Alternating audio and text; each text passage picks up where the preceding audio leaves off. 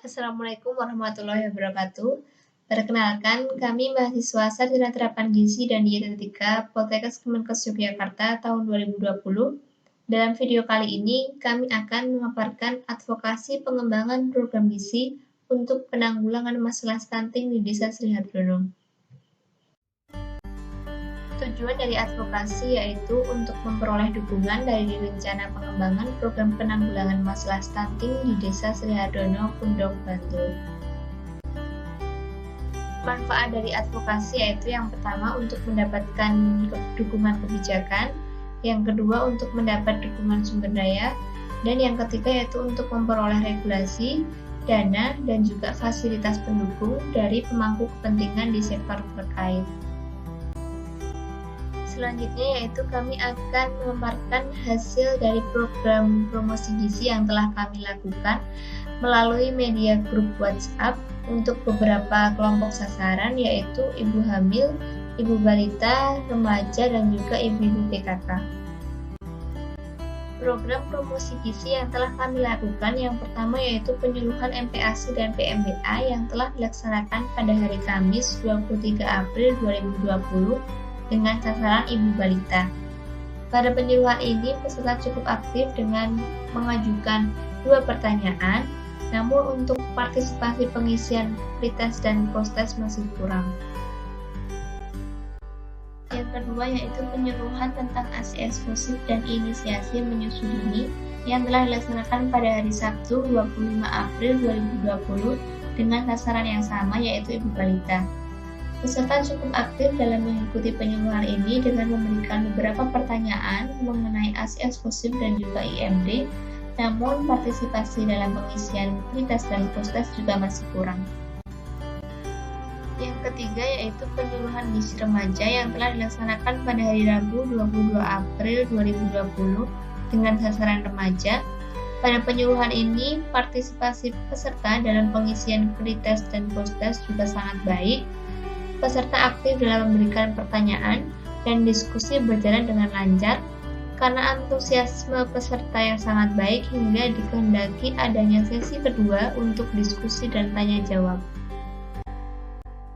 Yang keempat yaitu penyuluhan gizi keluarga yang telah dilaksanakan pada hari Jumat 24 April 2020 dengan sasaran ibu-ibu PKK.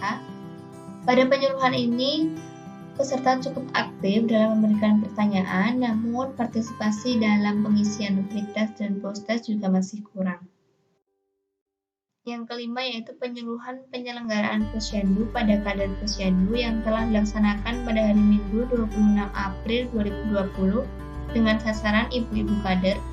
Pada penyuluhan ini peserta kurang aktif karena selama penyuluhan hanya ada 1 pertanyaan yang diajukan. Dalam pengisian posttest juga masih kurang karena tidak ada peserta yang mengisi posttest. Yang keenam yaitu penyuluhan PHBS yang telah dilakukan pada hari Jumat 24 April 2020 dengan sasaran ibu-ibu PKK.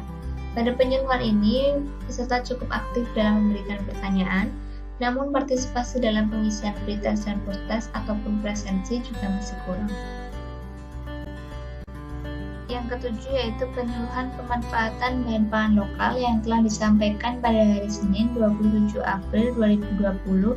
Pada penyuluhan ini media yang digunakan yaitu berupa video, pembuatan PMT bahan pangan lokal yaitu dari jagung. Pada penyuluhan ini partisipasi peserta cukup aktif yaitu dengan memberikan tanggapan dan juga saran pada topik penyuluhan ini.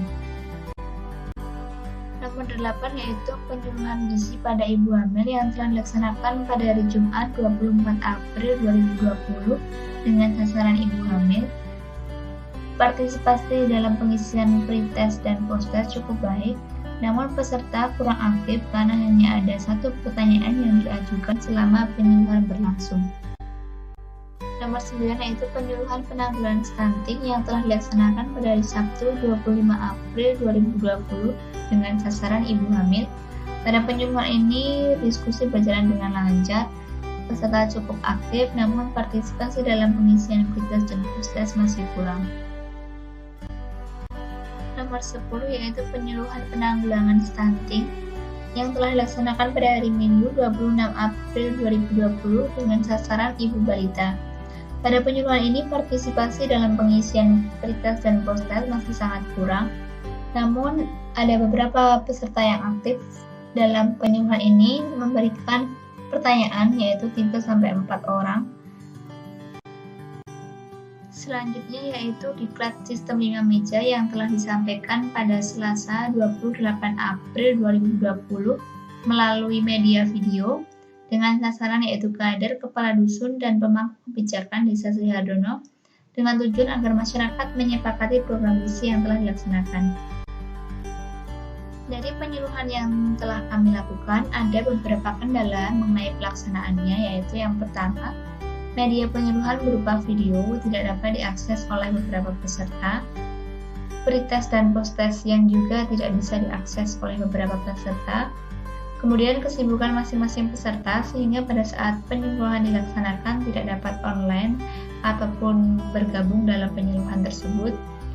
Kemudian kendala yang lainnya yaitu jaringan internet yang mungkin tidak stabil pada daerah masing-masing peserta. Selanjutnya yaitu rekomendasi. Dari keseluruhan penyuluhan, kami memberikan masukan agar dapat melakukan kegiatan pencegahan stunting melalui para remaja karena antusiasme remaja pada penyuluhan itu sangat tinggi, remaja sebagai jendela kesempatan, remaja sebagai agen perubahan yang potensial, khususnya pada remaja putri sebagai calon ibu perlu dipersiapkan dengan baik agar kesehatan ibu dan anak itu optimal, sehingga terlahir generasi sehat dan berkualitas. Rencana tindak lanjut yang perlu dilakukan yaitu meliputi adopsi, pengembangan, implementasi, dan juga evaluasi.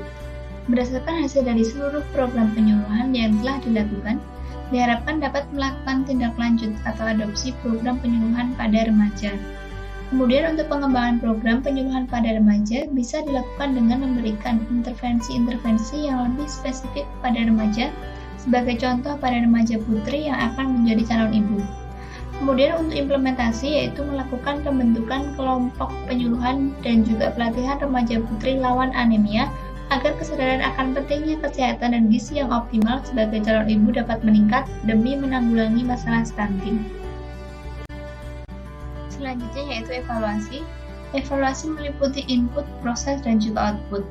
Input yaitu fasilitas dan sarana pelayanan kesehatan dalam mendukung program kesehatan masyarakat penanggulangan stunting. Proses yaitu mengamati dan menilai minat dan kemampuan sasaran dalam menerapkan materi mengenai kebijakan publik terkait pengembangan program penanggulangan stunting. Yang terakhir yaitu output, yaitu dapat dilihat dengan tercapainya pemahaman dan mendorong sasaran untuk membuat kebijakan publik terkait tindak lanjut mengenai pengembangan program gizi dalam penanggulangan masalah stunting. Demikianlah pemaparan dari kami. Semoga tujuan dari kegiatan advokasi ini dapat tercapai. Banyak kurang dan lebihnya kami mohon maaf. Wassalamualaikum warahmatullahi wabarakatuh.